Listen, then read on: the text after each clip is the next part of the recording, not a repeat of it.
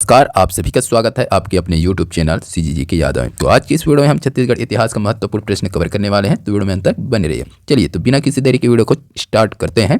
पहला प्रश्न देखेंगे आज का। मराठा कालीन छत्तीसगढ़ में ब्रिटिश नियंत्रण शासन का अंतिम ब्रिटिश अधिकारी था। तो मराठा कालीन छत्तीसगढ़ में ब्रिटिश नियंत्रण जो शासक था उसका अंतिम अधिकारी आपको बताना है। तो इस प्रश्न का सही आंसर हो जाएगा ऑप्शन डी, कैप्टन क्राफर्ड। अंतिम, ठीक है। तो कैप्टन क्राफर्ड जो है अंतिम है भाई, है ना। और प्रथम कौन था? तो कैप्टन एडमंड, याद रखिएगा, एडमंड जो है प्रथम है और अंतिम जो है क्राफर्ड, ठीक है। अगला देखेंगे, भूमकाल विद्रोह कब हुआ था? भूमकाल विद्रोह कब हुआ था?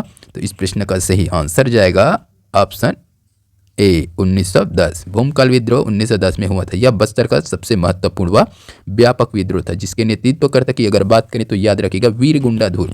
भूमकाल विद्रोह का नेतृत्वकर्ता वीर गुंडाधुर, याद रखना है आपको। चलिए अगला क्वेश्चन देखेंगे। 13 अप्रैल 1930 को महाकौशल राजनीतिक अधिवेशन पंडित जवाहरलाल नेहरू की अध्यक्षता में रायपुर में होने वाला था। चूंकि वे गिरफ्तार कर लिए गए, अतः उनकी अनुपस्थिति में 15 अप्रैल को अधिवेशन संपन्न हुआ।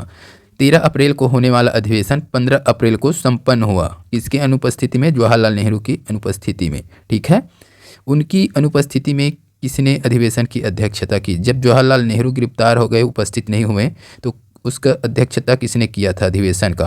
तो इस प्रश्न का सही आंसर क्या हो जाएगा? हो जाएगा भाई सेठ गोविंद दास। सेठ गोविंद दास ने अध्यक्षता की और 15 अप्रैल को अधिवेशन को संपन्न कराया। 15 अप्रैल 1930 को अधिवेशन को क्या किया गया भाई? संपन्न कराया गया। 13 अप्रैल को होने वाला अधिवेशन को 15 अप्रैल को संपन्न कराया गया। किसके अध्यक्षता में? तो सेठ गोविंद दास की अध्यक्षता में। चलिए अगला क्वेश्चन देखेंगे। द्वितीय महायुद्ध के काल में छत्तीसगढ़ के कौन वायसराय समिति का कार्यकारी के सदस्य थे? तो द्वितीय महायुद्ध के काल में छत्तीसगढ़ के कौन वायसराय समिति के कार्यकारी सदस्य थे? इस प्रश्न का सही आंसर क्या हो जाएगा? तो ऑप्शन डी हो जाएगा, ई राघवेंद्र राव हो जाएगा, ठीक है। द्वितीय महायुद्ध काल में छत्तीसगढ़ के ई राघवेंद्र राव, है ना, वायसराय समिति के कार्यकारिणी सदस्य थे। अगला देखेंगे। हर एक प्रश्न इंपॉर्टेंट है एग्जाम की दृष्टि से। ये सारे प्रश्न किसी न किसी वर्ष से पूछा गया है, ठीक है, CGPSC हो या फिर CG व्यापम में। अगला दिया है यहाँ पर, सन 1876 के बस्तर के मुरिया विद्रोह का नेतृत्व किसने किया था? तो बस्तर का जो मुरिया विद्रोह है उसका नेतृत्व किसने किया था? तो इस प्रश्न का सही आंसर हो जाएगा भाई झाड़ा सिरहा, याद रखिएगा नाम, झाड़ा सिरहा। सन 1876 की जो मुरिया विद्रोह हुआ था कहाँ? बस्तर में। उसका नेतृत्व किसने किया? झाड़ा सिरहा ने किया है भाई। चलिए अगला क्वेश्चन देखेंगे।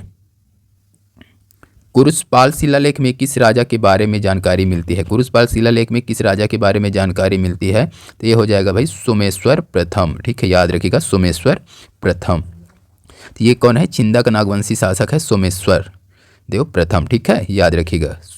कौन से है ये? छिंदा का नागवंशी शासक है सोमेश्वर प्रथम। अगला क्वेश्चन देखेंगे। चित्रांगदपुर को किस राजवंश ने राजधानी बनाया? चित्रांगदपुर को किस राजवंश ने राजधानी बनाया है?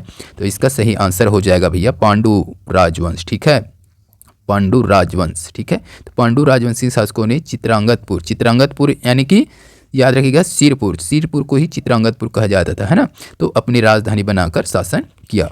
वीडियो अच्छा लग रहा है तो वीडियो को लाइक जरूर करते चलिएगा। चलिए अगला क्वेश्चन देखेंगे। इस वीडियो में हम 20 क्वेश्चन कवर करेंगे। छत्तीसगढ़ में चितवा डोंगरी के शैल चित्रों की खोज सर्वप्रथम किसने की थी? तो छत्तीसगढ़ में चितवा डोंगरी के जो शैल चित्र है उसकी खोज सर्वप्रथम किसने की थी? ये चीज़ पूछा गया है।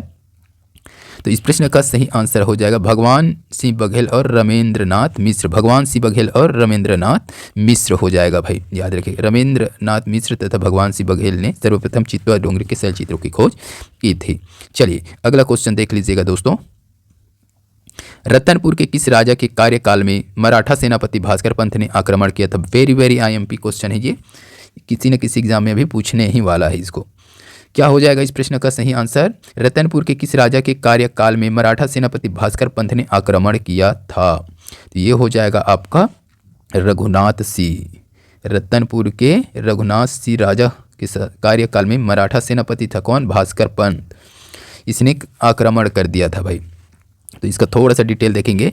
1741 याद रखिएगा, ये डेट याद रखिएगा सन को। 1741 ईस्वी में नागपुर के मराठा शासक था रघुजी। ठीक है, तो ये भास्कर पंत किसका सेनापति है भाई? तो रघु जी का सेनापति है भास्कर पंत। ठीक है, याद रखना है आपको, रघु जी का सेनापति था भास्कर पंत। इसने रतनपुर के कलचुरी के अंतिम शासक रघुनाथ सिंह पर आक्रमण करते हुए छत्तीसगढ़ में मराठा शासन स्थापित किया। तो छत्तीसगढ़ में मराठा शासन स्थापित किसने किया है भाई? भास्कर पंत, जो कि मराठा सेनापति है। इस चीज़ को आपको याद रखना है। चलिए अगला क्वेश्चन देखेंगे। सन 1855 में छत्तीसगढ़ के डिप्टी कमिश्नर कौन थे? सन 1855 में छत्तीसगढ़ के डिप्टी कमिश्नर कौन थे? तो इसका सही आंसर क्या हो जाएगा, जल्दी से बता दीजिए। हाँ, इलियट हो जाएगा भाई, ऑप्शन ए हो जाएगा इलियट। 1854 में हड़प नीति के तहत नागपुर राज्य का विलय ब्रिटिश साम्राज्य में कर लिया गया था। ठीक है, और छत्तीसगढ़ के शासन के लिए यहाँ डिप्टी कमिश्नर की क्या की गई? नियुक्ति की गई।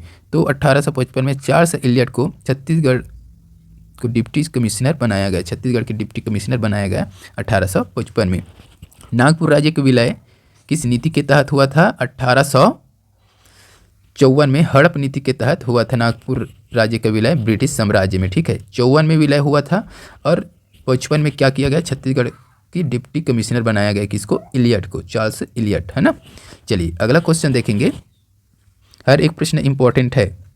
15 अगस्त 1947 को दुर्ग में ध्वजारोहण किसके द्वारा किया गया? 15 अगस्त 1947, ये डेट सभी को पता होगा, लेकिन ध्वजारोहण किसने किया था? दुर्ग में, वो भी दुर्ग में, है ना। तो इस प्रश्न के लिए सही आंसर हो जाएगा श्री घनश्याम सिंह गुप्त हो जाएगा भाई, याद रखिएगा, घनश्याम सिंह गुप्त, ऑप्शन सी हो जाएगा। 15 अगस्त 1947 को श्री घनश्याम सिंह गुप्त ने दुर्ग में झंडा फहराया था। अगला क्वेश्चन देखेंगे। छत्तीसगढ़ का वह विद्रोह कौन सा है जिसे बस्तर का मुक्ति संग्राम के नाम से भी जाना जाता है? बहुत ही इंपॉर्टेंट क्वेश्चन है। छत्तीसगढ़ का वह विद्रोह कौन सा है जिसे बस्तर का मुक्ति संग्राम के नाम से जाना जाता है? क्या हो जाएगा इस प्रश्न का सही आंसर भाई? कोल विद्रोह दिया है, लिंगागिरी विद्रोह, तारापुर विद्रोह, परलकोट विद्रोह। तो ये हो जाएगा आपका भैया लिंगागिरी विद्रोह हो जाएगा, लिंगागिरी विद्रोह। लिंगागिरी विद्रोह को ही बस्तर का मुक्ति संग्राम के नाम से जाना जाता है। चलिए थोड़ा सा देखेंगे लिंगागिरी विद्रोह के बारे में।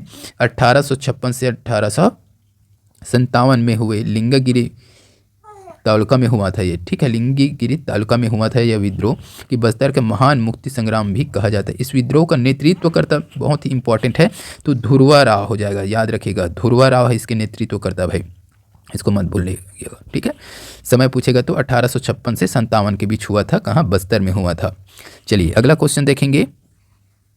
झंडा सत्याग्रह बिलासपुर में कब प्रारंभ हुआ? झंडा सत्याग्रह बिलासपुर में कब प्रारंभ हुआ है? तो इस प्रश्न का सही आंसर हो जाएगा 31 मार्च 1931 हो जाएगा, 31 मार्च 1931। ठीक है, तो झंडा सत्याग्रह का दूसरा चरण बिलासपुर से शुरू हुआ था, कब? 31 मार्च 1923 में। ठीक है, चलिए अगला क्वेश्चन देखेंगे। हर एक प्रश्न इंपॉर्टेंट है। छत्तीसगढ़ में असहयोग आंदोलन के दौरान बहिष्कार स्वरूप बैरिस्टर नागेंद्र नाथ डे ने किस उपाधि का त्याग किया था? बहुत ही इंपॉर्टेंट है भाई ये भी। तो छत्तीसगढ़ में असहयोग आंदोलन के दौरान बहिष्कार स्वरूप बैरिस्टर नागेंद्र नाथ डे ने एक उपाधि का त्याग किया था, वह उपाधि क्या था? तो ये हो जाएगा राय बहादुर की उपाधि का त्याग कर दिया था। किसने भाई? नागेंद्र नाथ डे ने, बैरिस्टर नागेंद्र नाथ डे ने राय बहादुर की उपाधि का त्याग किया था, कब? छत्तीसगढ़ में असहयोग आंदोलन के दौरान। चलिए अगला क्वेश्चन है। प्राचीन छत्तीसगढ़ के निम्नलिखित किस राजवंश के शासकों ने त्रिकलिंगाधिपति की उपाधि धारण की थी? बहुत ही इंपॉर्टेंट है ये हो जाएगा भाई आपका सोमवंश। त्रिकलिंगाधिपति की उपाधि धारण करने वाला राजवंश कौन है? सोमवंश, याद रखिएगा। अगला देखेंगे। अच्छा इधर अगर प्राचीन जनश्रुति अनुसार राजा मोरध्वज का संबंध छत्तीसगढ़ के निम्न स्थानों से है। ठीक है, तो प्राचीन जनश्रुति अनुसार राजा मोरध्वज का संबंध छत्तीसगढ़ के निम्न स्थानों से जोड़ा जाता है। चलिए देख लीजिए भाई, आरंग दिया है, खल्लारी, रतनपुर, रायपुर। एक तो हो जाएगा आरंग हो जाएगा, एक हो जाएगा रतनपुर हो जाएगा भाई, है ना। तो ऑप्शन सी इस प्रश्न के लिए सही आंसर हो जाएगा। ठीक है, आरंग और रतनपुर से जोड़ा जाता है। अगला क्वेश्चन देखेंगे। भोरम देव इनमें से किस राजवंश से संबंधित है? भोरम देव ये फड़ी नागवंश हो जाएगा भाई, है ना, फड़ी नागवंश।